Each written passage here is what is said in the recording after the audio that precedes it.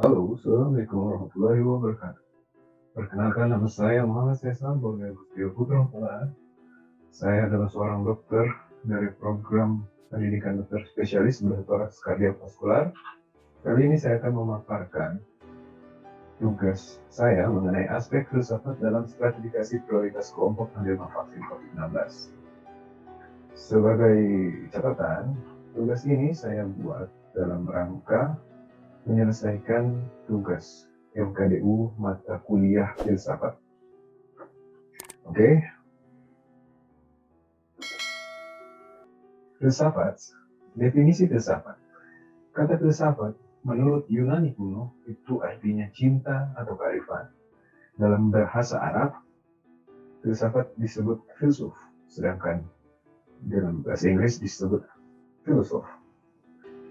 Sedangkan bahasa Indonesia, dalam Kamus Besar Bahasa Indonesia, filsafat itu memiliki arti pengetahuan dan penyelidikan dengan akal budi mengenai hakikat segala yang ada, sebab, asal, dan hukumnya.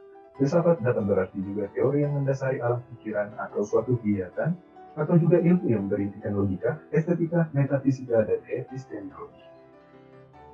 Cabang dari aliran filsafat, ilmu itu terbagi menjadi 3, ontologi, epistemologi, aksiologi. Dalam kajian kali ini kita akan lebih mengkhususkan dalam materi aksiologi. Aksiologi itu terbagi 2, ada etis atau etika dan estetika. Etika membahas masalah moral, perilaku, norma, dan adat istiadat pada komunitas tertentu. Sedangkan estetika membahas nilai keindahan di mana dalam diri segala sesuatu terdapat unsur-unsur yang tertera secara tertib dan harmonis dalam suatu kesatuan hubungan yang menyeluruh. Nah, bagaimana kaitannya dengan COVID-19? COVID-19 memiliki kepanjangan dari Coronavirus Infection Disease 19. Ini adalah istilah baru karena ini mewakili virus baru, yaitu virus SARS-CoV-2 yang pertama kali diidentifikasi pada pasien dengan gejala pneumonia di Wuhan, China pada Desember 2019. Awalnya, virus ini diduga melakukan transmisi melalui hewan ke manusia. Namun, sampai saat ini virus ini masih terus dipelajari, sehingga masih banyak teori-teori yang akan berkembang. Pada tanggal 11 Maret 2020, WHO menyatakan COVID-19 sebagai situasi pandemik. Artinya, banyak negara yang terjangkit virus ini dan transmisi virus ini berubah menjadi manusia ke manusia. Banyak upaya yang telah dilakukan untuk mencegah penyebaran virus ini, namun seperti di awal tadi, karena ini virus baru, masih banyak teori-teori baru yang berkembang dan perlu pembuktian ilmiah. Data sebaran COVID-19 berdasarkan situs resmi COVID-19 di Indonesia, di seluruh dunia sudah terjangkit 223 negara dengan lebih dari 129 juta manusia yang terkonfirmasi COVID-19 dan yang meninggal lebih dari 2.800 manusia di seluruh dunia. Ini berdasarkan update terakhir pada tanggal 2 April 2021. Sedangkan di Indonesia, angka positif pasien yang terkonfirmasi positif COVID-19 lebih dari 1.523 penduduk Indonesia. Yang sembuh adalah 1.361.017 penduduk Indonesia. Sedangkan yang meninggal lebih dari 41.000 penduduk Indonesia. Data sebaran di seluruh provinsi di Indonesia. Kita bisa lihat hampir seluruh provinsi di Indonesia sudah terjangkit virus ini. Sudah 34 provinsi dengan angka tertinggi di DKI Jakarta mencapai 379.000 kasus atau 25,4%. Sedangkan kita di Jawa Timur, Surabaya, itu berada di peringkat keempat dengan 138.000 kasus lebih yang sudah terkonfirmasi positif. Bagaimana upaya kita dalam menangani penyebaran virus COVID-19?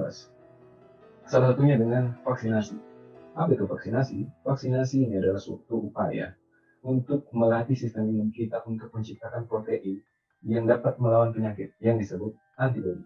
Seperti jika kita terpapar pada sesuatu penyakit, tapi perbedaan pentingnya adalah bahwa vaksin bekerja tanpa membuat kita sakit. Seperti kita ketahui, vaksin ini ada banyaknya, bisa berasal dari virus yang aktif, atau virus yang dilemahkan, atau virus yang sudah mati. yang dimana struktur-struktur kimiawi dalam tubuh virus tersebut akan diperkenalkan dengan sel antibodi kita, sehingga bila ada struktur sel yang serupa dengan virus tersebut, antibodi kita sudah bisa mengantisipasi dan sehingga mencegah terjadinya infeksi atau menurunkan gejala dari tingkat beratnya gejala virus tersebut. Vaksin ini dibuat secara ilmiah, artinya melalui uji klinis, di mana dibuat dalam awalnya itu dilakukan percobaan secara in vitro, kemudian dilakukan kepada hewan coba, kemudian bertahap melalui uji klinis fase 1, fase 2, fase 3, hingga fase 4. Artinya, vaksin-vaksin yang beredar ini secara ilmiah harus melalui fase ini. Ya.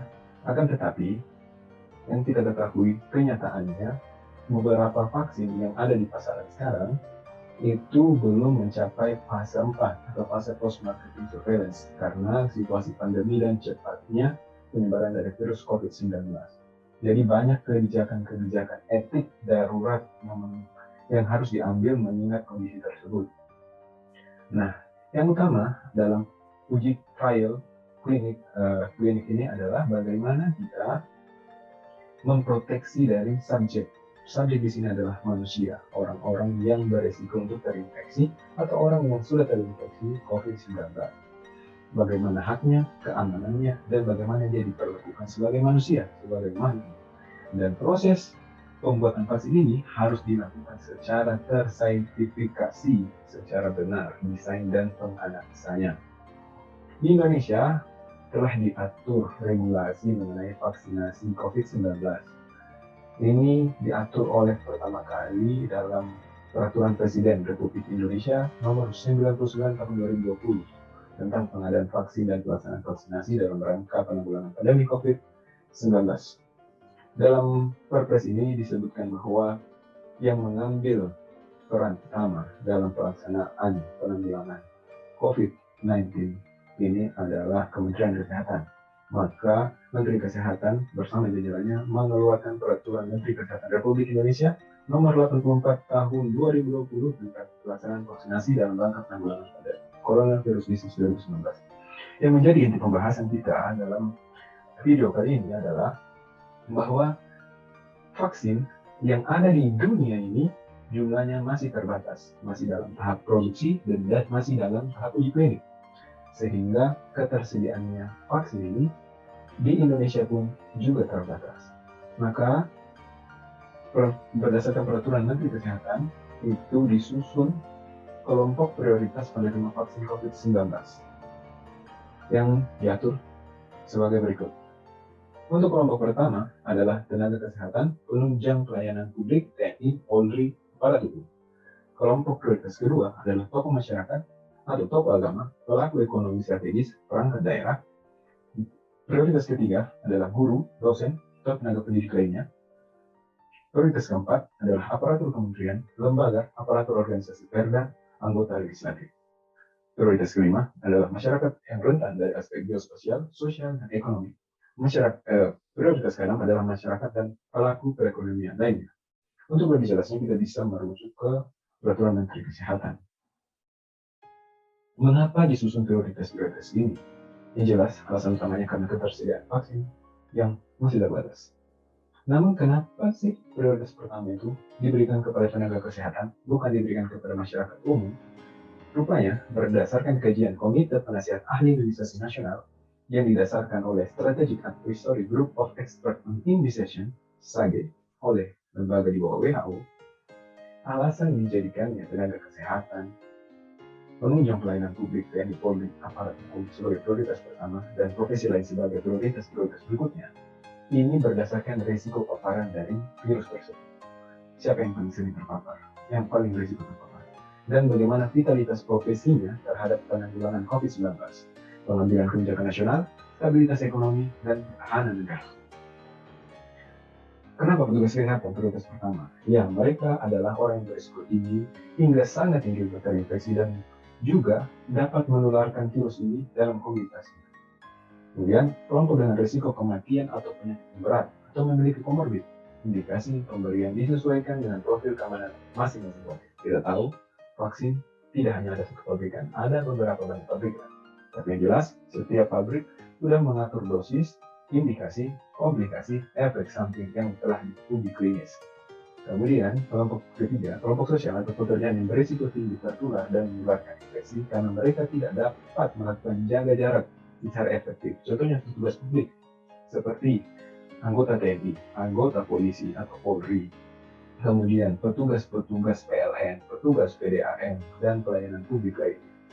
Ini sangat sulit dari beliau-beliau ini dalam menjalankan tugasnya untuk tidak kontak dengan masyarakat, yang mana kita tidak tahu apakah masyarakat itu sudah atau sedang terinfeksi COVID-19. Nah, catatan penting di sini adalah pemberian vaksin termasuk pendataannya harus diberlakukan secara terpadu dan detail. Datanya harus melalui satu pintu. Nama, NIP, dan alamat tempat tinggal sasaran harus identik. Jadi, satu orang, satu identitas, satu vaksin, dan tidak dapat. Bagaimana kaitannya dengan aspek aksiologi, terutama masalah etik? Ya, seperti sudah kita jelaskan di awal, bahwa pemberian prioritas kelompok vaksin 19 ini, COVID-19 ini, itu sudah sesuai dengan etika, sebagaimana yang disebutkan dalam Declaration of Helsinki, Komite Etik, Confidentiality, dan Information. Jadi, setiap pasien atau masyarakat yang akan dilakukan vaksin padanya akan diberikan informed consent sebagai bukti persetujuan dalam pemberian vaksin. Ya. Nah, setelah melalui vaksinasi ini, catatan terpenting adalah yang kita harapkan adalah manfaat itu lebih banyak, lebih bermanfaat dibanding resiko yang akan didapat kelak. Sebagai catatan, masyarakat Indonesia sudah ada 8,4 juta lebih masyarakat Indonesia yang sudah melakukan vaksinasi pertama, dan dilanjutkan vaksinasi kedua itu sudah lebih dari 3,8 juta penduduk Indonesia.